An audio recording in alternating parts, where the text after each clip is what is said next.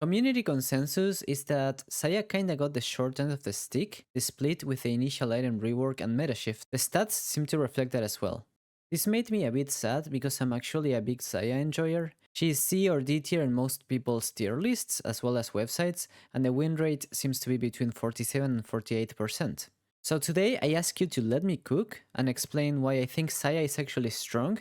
It's just that she seems weak because of players building and playing her the wrong way. My playstyle is not very groundbreaking, I just have found a slightly different one than the one people are building. And we're actually already doing this same exact build and playstyle with other champions, it's just that for some reason people think it doesn't work or maybe haven't tried it with XAYAH, but I think it's really good. So first, why is XAYAH weak this patch, or seems to be?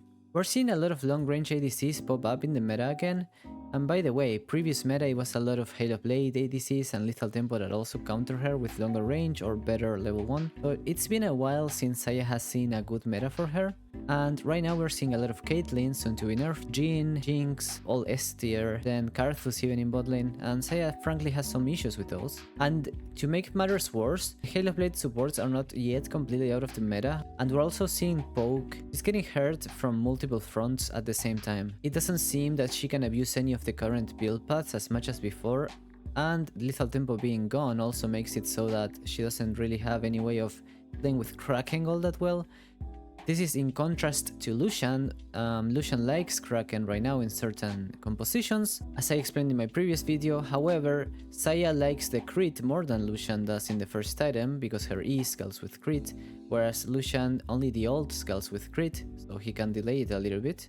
And also, Lucian doesn't care about Lethal Tempo being gone, he can still proc Kraken Slayer just fine, but XAYAH without Lethal Tempo can't really proc Kraken Slayer that much. So these are the weaknesses right now. People are long range, she doesn't have the best laning phase, she needs crit early and can't fight with Kraken Slayer, and even if she did, she doesn't have Lethal Tempo anymore. So how do we fix all of these? Well, this meta sort of reminded me of early 2022, when Ziggs and Jinx bot lane were perma pick and ban, especially in Halo and Pro Play, and as an answer to this, people discovered this XAYAH build that used to be max Q, Aerie and tier, and then you would just play with Q and E from far away, quite undodgeable as well. This is because her short range couldn't compete with the likes of Ziggs and Jinx. And I think I found a build to get this same approach and apply it to the current meta with some modifications. The build is simple, you're gonna go First Strike, Magical Footwear, the good old cookies, and Cosmic Insight. In the secondaries, it's a bit more optional. I personally prefer Gathering Storm and Transcendence because I'm scaling. In the lane, I'm just hitting Qs for First Strike 15 gold, so I don't care about Scorch that much in lane. And also, you really spike at the third and second item, so I don't really care about the lane that much, other than getting the gold out of it. As for the build, we're gonna be using the buffed Essence River. It's cheap and it gives a lot of AD compared to any other item. The ability Haste is always a plus on XAYAH, and she's actually quite mana hungry with this build because we're casting a lot. And it also makes it so we don't need to buy tier. It's the most optimal item because it gives us early crit for the E feather damage, as well as cooldown to use it more often. It will also give you a lot of AD, and you don't need the attack speed early since you're mostly playing off of Q out of the key, or even just QE poke. Second item will be Infinity, same reason you want even more AD and crit, so we're gonna be at 50 crit already, and Infinity gives way too much AD, which is really nice. You don't really care about the Infinity nerf because you're not using the auto attacks that much in this stage of the game before you get more attack speed anyway. And remember that this build is super scaling, so you're not gonna do a lot of action early, so you can sneak a call in one of the recalls if you don't have enough for a VF sword during Essence River, of course only during first item. And third item I usually go Lord Dominic's, although if you really want you can go ZL before Lord Dominic's and then finish the CL. If the enemy has 3 or 4 ranged champions or more that you can't reach, like Caitlyn, then I go Rapid Fire Cannon, I don't go Navori.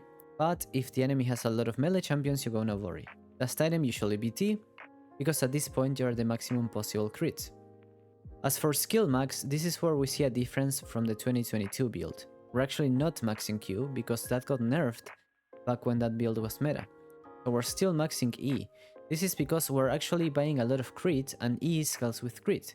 So the difference with the 2022 build is that back then, you didn't buy crit on XAYAH, you would just go tier and damage items without that much crit, so you max Q because the E would scale with crit, actually being able to do a lot of damage with E regardless. so we don't need to max Q, whereas most of the damage comes from hitting random E's once in a while, or simply a Q into E combo to chunk half their health from really far away.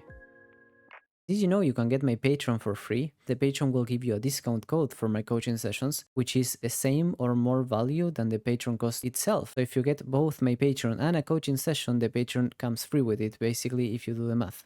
In laning phase, you're gonna look for a lot of Qs just to hit the first strike on the enemy, and the rest of the time you will be farming. One thing I like to do is, if you miss the Q for first strike, you actually can auto-attack the minions, and if a tiny feather hits the enemy in the back, it will still give you the 15 gold, which is pretty nice.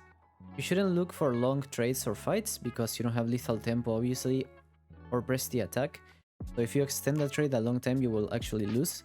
So this is more like scaling, but really safe and far away. Once you finish Essence River, you can actually start being a bit more aggressive, and the thing I like to do is with the infinite mana you just begin pushing every wave without stopping, and you're just a prio machine. Just Q auto, then W auto E, and that's the whole wave. In fights, you're still not super amazing at extended fights, but already with a cooldown plus Transcendence, you're around 30 haste. So the extended fights are not that bad anymore, because now you can actually pull the feathers twice in a fight. So now you're good at fighting also. So I wouldn't worry too much. Like after Essence River, you can definitely start being more aggressive and get more prio. Play with the mana, spam your abilities as much as possible. After that, I like getting Berserkers completed, unless it's a game that you're super snowballing and you just go for the BF sword straight up. It depends on what kind of game you're playing, but it's either Berserkers or BF sword. Some games I don't finish Berserkers until later, especially if I'm not auto-attacking much.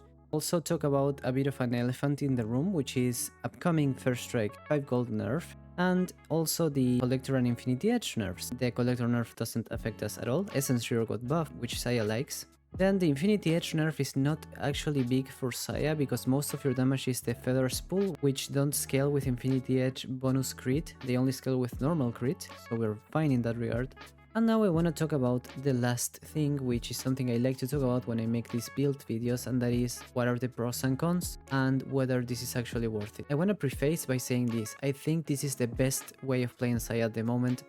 I think this is way better than every other build that people are trying to do. Rushing Kraken is incorrect, and I say this as a Kraken salesman, which made a Kraken build for Lucian, Bootless, which was famous the other day. And I think this build covers so many of the weaknesses without a lot of drawbacks. The pros are: this build and setup is much more playable in lane, especially in the current meta, and you don't suffer a lot against long range like other setups do. You get to scale way more reliably, and XAYAH was always a scaling champion and good late game, but this one is way more reliable. I'm getting 3 items or 4 every single game, even if they're really short games, or even if they're games that I did bad initially. That means that even in games that the lane isn't amazing, I still find a way to carry with this build. It's insane how good it feels. The biggest selling point, in my opinion, is the fact that you don't need to buy attack speed early, so you get to spend all of your gold in raw AD and crit, so your E hits like a truck very fast. Your E with rushing AD and crit only without worrying about attack speed has so much damage, it's insane. And why can't you skip getting attack speed early? Because you have the first strike, you're playing off of the pulls of the feathers, and because you have a lot of cooldown with Essence River and Transcendence, especially after getting an assist past level 10 or so, you don't really need the attack speed at all. In fact, you might think that you need it, but if you get used to how this build is played and you don't play it like auto attack only, you actually play it smart with the feather pulls, this build is actually really strong. You actually do objectives insanely fast, which is something I didn't expect when I cooked up the build. It's really nice.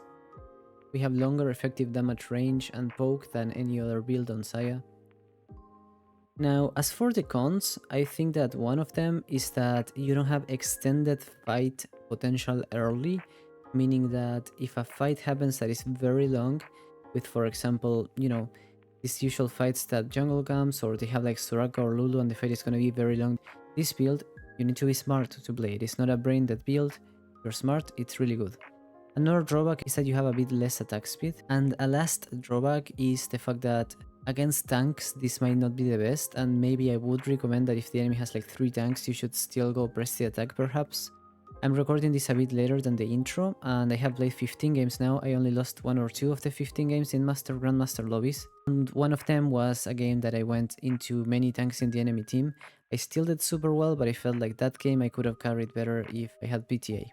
I think that you shouldn't pick this build every single game. I would say this is a build for maybe 60% plus of your games in ranks below Emerald and 70 to 80% in Emerald, Diamond and above to high elo. The higher elo you go, the better this build will be.